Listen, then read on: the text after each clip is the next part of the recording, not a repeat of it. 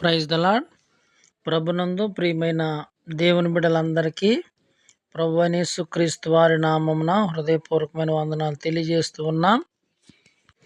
ఈరోజు ఒక వాక్య భాగాన్ని మీతో పంచుకోవాలనే ఆశతో మీ ముందుకు రావడం జరిగింది. యోహాను సువార్త 5వ అధ్యాయంలో ఒక చక్కటి సందర్భం మనకు కనిపిస్తూ ఉంది. ఏమిటి ఆ సందర్భం అంటే, బెతెస్దా కోనేరు అనేటువంటి కోనేరు మనకు కనిపిస్తూ ఉంది. అక్కడ అనేక మంది రోగులు పడి ఉన్నారని చెప్పి వాక్యం అక్కడ రాయబడింది.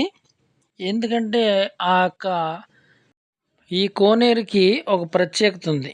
ఏమిటా ప్రత్యేకత అంటే, ఆయా సమయములలో దేవదూత కోనేటిలోనికి దిగి ఆ నీళ్లను కదిలించినప్పుడు ఎవరైతే ముందుగా ఆ నీళ్ళలోనికి దిగుతారో వాడు ఎట్టి వ్యాధిగ్రస్తుడైనా సరే బాగుపడినని ఇక్కడ లేఖనాలు తెలియజేస్తూ ఉంది.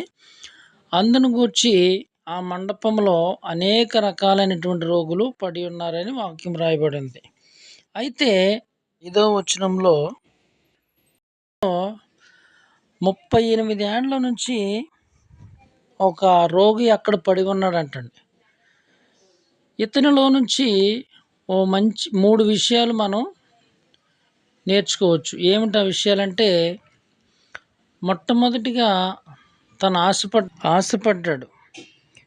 ఏమనంటే, తనకున్నటువంటి రోగాన్ని పోగొట్టుకోవాలని, నా జీవితాన్ని మార్చుకోవాలని, నా పరిస్థితులను మార్చుకోవాలని తను ఆశపడ్డాడు. చాలాసార్లు మన జీవితంలో కూడా ఎన్నో భయంకరమైన పరిస్థితులు ఎదురవుతూ ఉంటాయి. అటువంటి సమయాల్లో మనం ఎంతో నిరాశపడుతూ ఉంటాం, కృంగిపోతూ ఉంటాం. అయితే ఇక్కడ గమనించవలసింది ఏంటంటే, ఎలాంటి పరిస్థితులు ఎదురైనా సరే మనము కూడా ఈ పక్షవాయువు గలవాని వలె ఆశ కలిగి ఉంటే మన పరిస్థితులు ఏమైనా మార్చుకోవాలి, మన యొక్క స్థితిగతులను ఏమైనా సరే మార్చుకోవాలనే ఆశ మనలో ఉంటే ఖచ్చితంగా గొప్ప విజయాన్ని మనం సాధించగలుగుతాం. బైబిల్ గ్రంథము ఆశగల ప్రాణాన్ని తృప్తిపరుస్తానని సెలవిస్తూ ఉంది. ఆశపడటంలో తప్పు లేదు. అయితే ఆశ వేరు, అత్యాశ వేరు. అత్యాశను బైబిల్ గ్రంథం కొట్టివేస్తూ ఉంది, ఆశను మాత్రం ప్రోత్సహిస్తూ ఉంది. ఏమనంటే, ఆశగల ప్రాణాన్ని తృప్తిపరుస్తాడు ఆయన. నీ కోరికను సిద్ధింపజేసి నీ ఆలోచన యావత్తు సఫలం చేస్తానని కీర్తన భాగంలో వాక్యం తెలియజేస్తూ ఉంది. కాబట్టి మన పరిస్థితులను మనం మార్చుకోవడం కోసం మనం ఆశపడటంలో తప్పు లేదు, ఆశపడాలి. ఈ పక్షవాయువు గణవాల్లో అటువంటి ఆశ ఉంది. రెండో పాయింట్ ఏంటంటే, పట్టుదల కలిగి ఉన్నాడు. చాలామంది ఆశపడతారు కానీ వారిలో పట్టుదల ఉండదు. ఈ పరిస్థితులు మారటంలో కొంచెం ఆలస్యం అయ్యేసరికి ప్రతి ఒక్కరు కూడా చాలా నిరాశకు గురవుతూ ఉంటారు. కానీ ఇతడు 38 సంవత్సరాలు పట్టుదల కలిగి తన పరిస్థితిని మార్చుకోవడానికి ప్రయాసపడినట్లుగా మనం చూస్తూ ఉన్నాం. ఇతనిలో మొట్టమొదటిది ఆశ, రెండోది పట్టుదల. ఎంతవరకు పట్టుదల అంటే, తన పరిస్థితి మారేంత వరకు కూడా తన పట్టుదలను విడిచిపెట్టలేదు.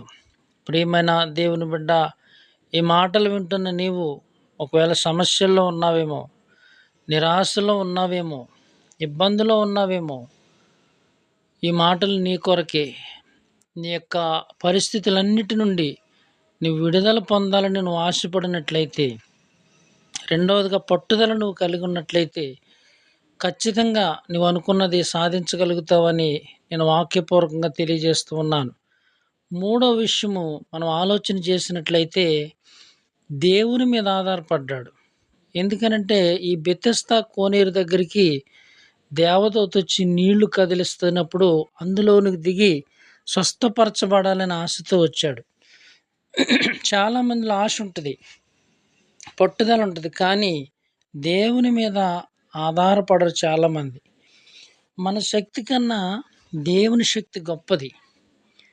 మన జ్ఞానం కన్నా దేవుని యొక్క జ్ఞానం గొప్పది. కాబట్టి దేవుని శక్తి మీద మనం ఆధారపడే వారిగా ఉండాలి. దేవుని మీద ఆధారపడే వారిగా ఉండాలి.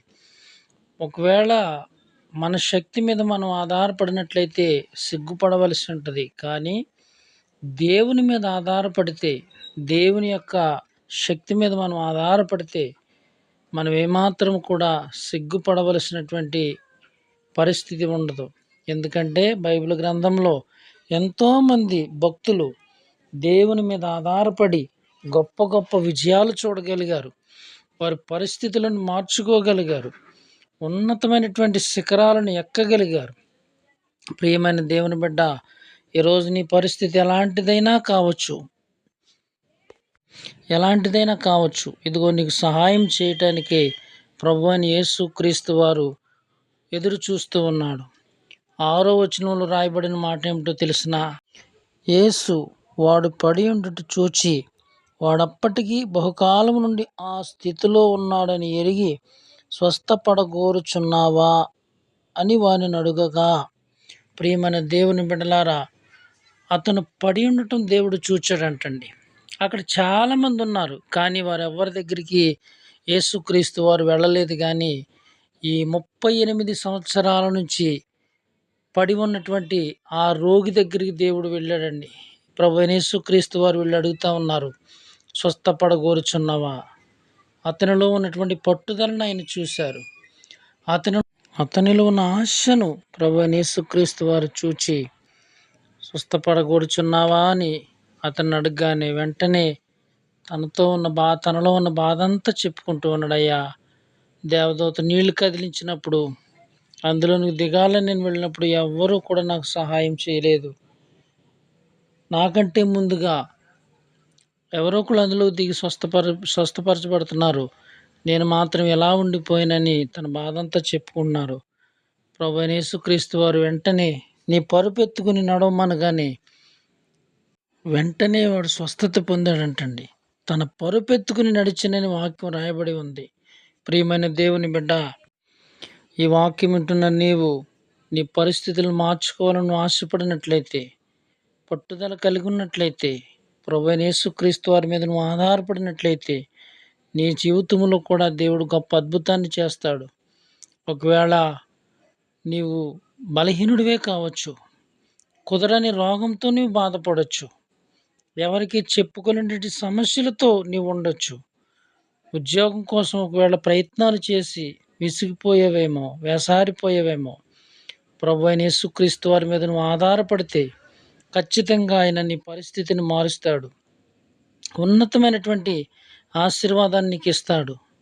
ఈ యొక్క రోగి కూడా, అయ్యా నాకు ఎవరూ లేరని తన బాధంతా కూడా యేసుక్రీస్తు వారు చెప్పుకున్నాడు.